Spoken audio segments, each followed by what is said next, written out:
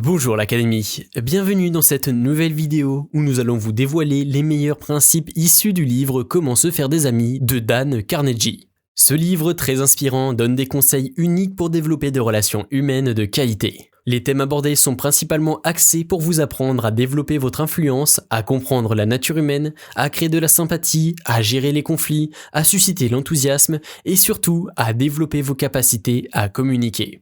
Restez bien jusqu'à la fin de la vidéo, car les derniers conseils sont certainement les meilleurs. Vous y découvrirez notamment sa méthode ultime pour contrôler toute dispute. Juste avant de vous dévoiler les meilleurs conseils de Dale Carnegie, assurez-vous de vous abonner à la chaîne et d'activer la cloche des notifications pour ne manquer aucune de nos nouvelles vidéos. Ne pas critiquer, condamner ou se plaindre. Une critique mal formulée est toujours très agressive pour celui qui la reçoit. Par défense et en automatisme, nous nous braquons tous face à une critique. Dale Carnegie nous enseigne dans ce livre à ne pas critiquer ni condamner, ou tout du moins à annoncer une critique avec énormément de tact. Sans cela, vous n'obtiendrez rien de constructif, et il sera plus difficile d'atteindre votre objectif. La critique doit donc absolument être amenée avec précaution.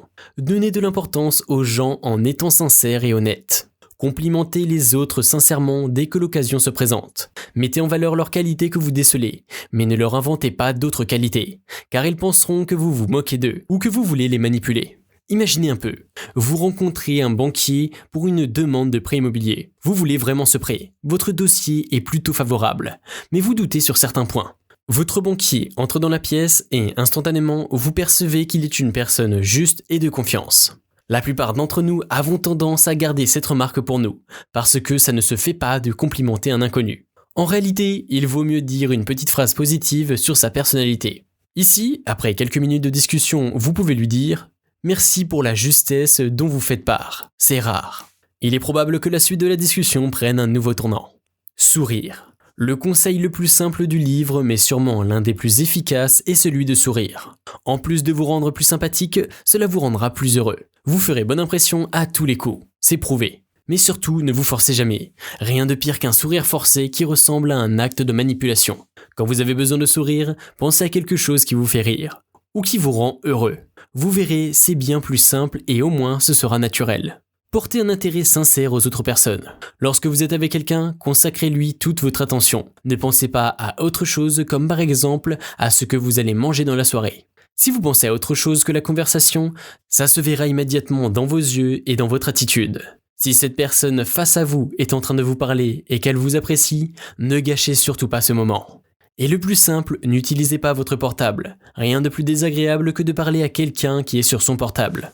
S'imaginer à la place des autres. Considérer les choses du point de vue d'autrui autant que du vôtre est une très grande qualité. Cette faculté permet d'identifier les motivations de ceux qui sont avec vous, et donc d'être en mesure d'adopter le bon comportement en fonction de leur intérêt. Un petit conseil lorsque vous prenez la parole. Pour rendre plus vivant votre discours, assurez-vous d'imager vos propos avec des exemples simples. Le nom d'une personne est le plus beau son qu'elle peut entendre. Retenez toujours le prénom des personnes qui sont en face de vous. Vous leur montrerez un certain respect, ce qui vous permettra de marquer des points dans la tête de ces personnes. Rien de plus désagréable qu'un individu qui vous appelle toujours par votre mauvais prénom. Quand il aura besoin d'aide, ce n'est certainement pas vous qui irez l'aider. Une fois que vous êtes sûr d'avoir retenu le bon prénom des personnes à qui vous parlez, n'hésitez pas à le glisser dans vos phrases. Elles se sentiront honorées d'entendre leur prénom. Évitez les querelles. Évitez à tout prix les disputes. Et si vous êtes quand même dans une dispute, suivez ces 6 étapes. 1. Contrôlez votre comportement. 2. Écoutez d'abord. 3. Cherchez des terrains d'entente. 4. Soyez honnête, admettez vos erreurs, s'il y en a. 5. Promettez de penser aux idées de votre opposant et de les étudier attentivement. 6. Remerciez votre opposant pour son intérêt. Si vous faites cela, vous ne pouvez que sortir grandi de cet échange. Mettre son ego de côté est la première chose à faire avant de commencer un débat ou une dispute. Respectez les opinions des autres, ne jamais dire « vous avez tort ». Si vous prononcez cette phrase, votre opposant se braquera, refusera toutes vos idées et sortira du débat en se disant que vous n'êtes qu'une personne arrogante, stupide et inculte. Vous ne devez jamais commencer un débat en ayant pour but d'humilier l'autre.